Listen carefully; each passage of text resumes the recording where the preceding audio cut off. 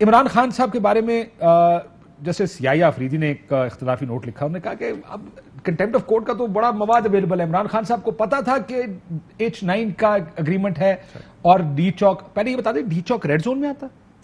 देखिए, ये डी चौक की इस्तिलाह जो है ना, वो आपको पता है कि पिछले चंद सालों से, हमारे धरने के बाद से, जो एम्बेसी रोड है उसके ट्रैफिक सिग्नल से आगे जाना अलाउड नहीं होता। तो डी चौक उर्फे आम में जिसको कहते हैं, ये पुराने वाला डी चौक नहीं है, ये है जिना एवेन्यू का वो इलाका जो उस ट्रैफिक सिग्नल से इस तरफ है, उसको डी चौक। इस तरह काले दरवाजे लगा दिए गए हैं, जहां कंटेनर लगा दिए गए हैं, उससे शहर की साइड का जो कॉन्स्टिट्यूशन जो रेड जोन का हिस्सा नहीं है। सो आप ये कह रहे हैं वो रेड जोन का हिस्सा नहीं, वो तो रेड जोन का नहीं है। मेरा तो जस्ट क्या आपके लोग रेड जोन में गए थे? देखिए, अगर गए थे तो गलत थे, कोई हिदायत ऐसी नहीं थी। मैं आपको बताता हूं, और जो बाकी जजेस ने लिखा हुई, उन्होंने कहा हमें कोई ऐसी चीज नहीं नजर आई, कोई एविडेंस नहीं नजर आया जिसमें कहीं पे ये लगा हो कि ऑर्गेनाइज तरीके से पार्टी लीडरशिप ने लोगों को उधर जाने के लिए कहा था। लेकिन मेरा सवाल इससे मुख्तलिफ है। चलो, यहां तो डी चौक की इस्तिलाह के अंदर हम फंस गए ना। मुझे ये बताएं कि लिबर्टी चौक के अंदर ना जहां इमरान खान थे, ना जो कोई पार्टी लीडर था, फैमिलीज थी, लाहौर था भाई, उधर कौन सा रेड जोन था? उधर शाम के वक्त नुमाइश चौरंगी कराची, वहां पे किस लिए हो रहा था? और उसके ऊपर कंटेम्प्ट ऑफ कोर्ट का क्यों नहीं जस्टिस साहब ने कहा? यानी आप कह रहे हैं कि अगर यहां पर है तो जवाज, अगर आप बना रहे हैं यहां का तो बनता है, वहां का जवाज ही नहीं बनता है। बिल्कुल। और इसका मतलब कि तहरीक इंसाफ का ये लॉन्ग मार्च रोकने का फैसला हुकूमत ने हर सूरत किया था और बाय फोर्स रोकने का फैसला। मैं आज, जैसे मैंने प्रेस ब्रीफिंग के अंदर कहा कि जो पहली गिरफ्तारियां शुरू हुई हैं वो तो लॉन्ग मार्च शुरू होने से 36 घंटे पहले की है मेरे भाई। उस वक्त कौन सी कानून की खिलाफवर्जी हुई थी जो आधी रात को जा रहे थे लोगों के घरों के अंदर? ये पूछा है सुप्रीम कोर्ट ने सवालों में अपने कि रेड जोन के अंदर जो कुछ हुआ, was a crowd entering the red zone organised और सुपरवाइज्ड और डिड इट मूव रैंडमली?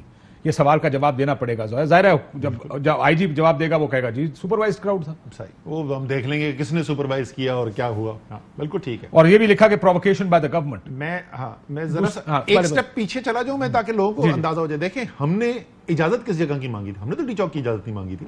हमने तो डी चौक इजाजत मांगी थी H9 के उस ग्राउंड की जिस पे तहरीक इंसाफ की हुकूमत एक नहीं 2 दफा पीडीएम को धरना देने की इजाजत दे चुकी थी, और धरना हुआ। दिसंबर और पीछे चले जाएंगे। आप उस दिन की बात नहीं करें जब आप सुप्रीम कोर्ट में, आप उससे भी पहले की बात, पहले जब आपने इंतजामिया से इजाजत कायदा लिख के, रिकॉर्ड का हिस्सा है, लिख के इंतजामिया को एप्लीकेशन दी गई, ये हम यहां पे आना चाहते हैं। और ये एग्जैक्टली वही हमने एप्लीकेशन के अंदर वर्ड चले। मैं आपको ये भी बता दूं, जब एप्लीकेशन लिखी गई ना, तो मैंने कहा वो एप्लीकेशन निकालो जिसकी हमने मंजूरी दी थी और अल्फाज वही इस्तेमाल करो। उसके अंदर /sit-in ऐड किया गया क्योंकि उनकी एप्लीकेशन में भी ये लिखा गया था। वही जगह, वही एप्लीकेशन जो 2 दफा तहरीक इंसाफ ने मंजूर की थी, बशमूल सिर्फ 3 महीने पहले के 27 मार्च के, उसी को उन्होंने आखिरी वक्त पे आके नो कर दिया। तो हम तो वहां जाने की कोशिश ही नहीं कर रहे थे। फिर आपने इमरान खान साहब ने अपने वीडियो पैगाम में डी चौक क्यों कहा? वो इसलिए कहा कि जिस वक्त लास्ट मिनट के ऊपर इनकी आ गई, इन्होंने कह दिया, मना कर दिया कि आप नहीं कर सकते, बगैर कोई वजह दिए हुए उन्होंने कह दिया नहीं कर सकते। अब लास्ट मिनट में इमरान खान ने कॉल दी नहीं, अगर हम वहां पे भी जाते हैं तो वायलेशन है। उन्होंने कहा पता तो है, लास्ट मिनट पे आसान तरीन मशहूर जगह जो है डी चौक, लोगों को बोला डी चौक पहुंच जाए। लेकिन आपके वकला लिख कर दे चुके हैं कि हम H9 जाएंगे। H9 जाएंगे, फैसले में लिखा है कि आप H9 जाएंगे। फैसला आप फैसला करते हैं और कॉल देते हैं। जरा देखें ना किस वक्त हुआ है, शाम को। अब हम बैठे में कंटेनर में, हमारे फोन जो हैं उनकी की हुई है जैमिंग।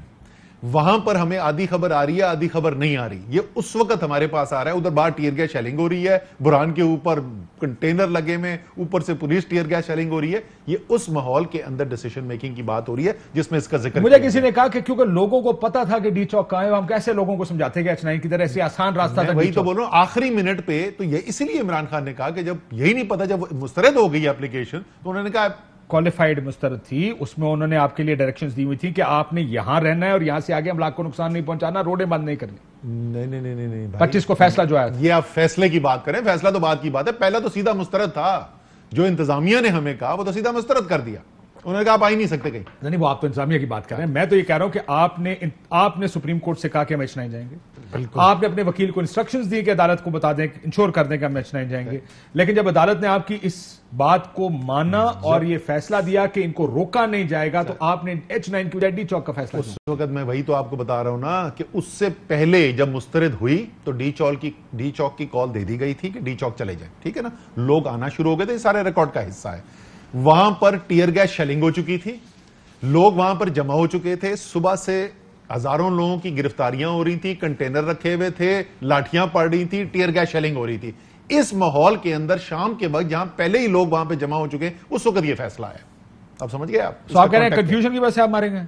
बिल्कुल लेट फैसला, गलत। पहले सबसे पहले इसकी बिगिनिंग क्या हुई? सबसे पहले इब्तदा इसकी ये हुई कि अगर हमारे आईनी हक को मानते हुए, वो आईनी हक जो हम पीडीएम को एक दफा नहीं 2 दफा जिसकी इजाजत दे चुके थे, बल्कि अगर आप बिलावल की जो लॉन्ग मार्च है उसको भी ऐड कर दें तो 3 दफा हम इजाजत दे चुके थे, अगर वो उस वक्त कर दिया तो ये कुछ भी ना होता।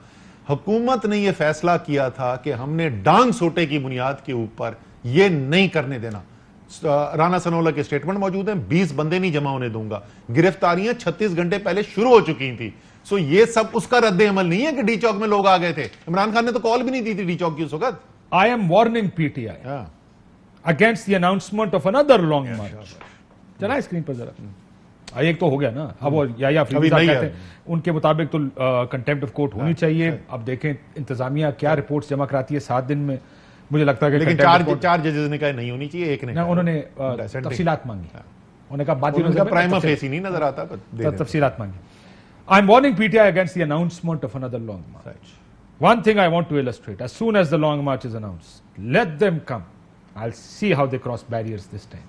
और आने दें, मैं देखता हूं आप इस दफा बैरियर किस तरह क्रॉस करते हैं। ये आपके मुल्क के होम मिनिस्टर ये बड़क पहली दफा नहीं लगाई, इन्होंने पिछली दफा भी कही थी। वही मैं बोल रहा हूं ना, इन्होंने ये कहा था कि अगर मुझे काबीना बोले कि लॉन्ग मार्च नहीं होने देनी, जो काबीना ने बाद में कहा कि नहीं होने देनी, किस आइन के मुताबिक, किस कानून के मुताबिक उन्होंने कहा नहीं होने देनी, ये आज तक नहीं बताया।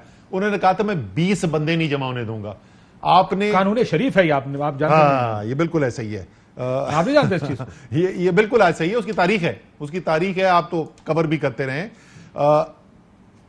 उसके बावजूद कि पाकिस्तान की पिछले 20-30 साल के अंदर तो कम से कम पीपल्स पार्टी 1977 अगर आप चले जाएं तो उनके ऊपर क्रैकडाउन हुआ था, इससे ज्यादा सेवियर पिछले 40 साल के अंदर ऐसा क्रैकडाउन नहीं देखा। उसके बावजूद हजारों लोग यहां पर मौजूद थे डी चौक के अंदर। मुशर्रफ दौर में भी हुआ था। और जब काशिफ ऐसा कोई आपको सिंगल इंसिडेंट नहीं मिलेगा जहां पूरे पाकिस्तान के अंदर ऐसी रिप्रेसिव मेजर हुआ हो। मुशर्रफ साहब के वक्त में आए थे ना, नवाज शरीफ वापस आए थे, बड़े उन्होंने बंदे शंदे खड़े किए थे।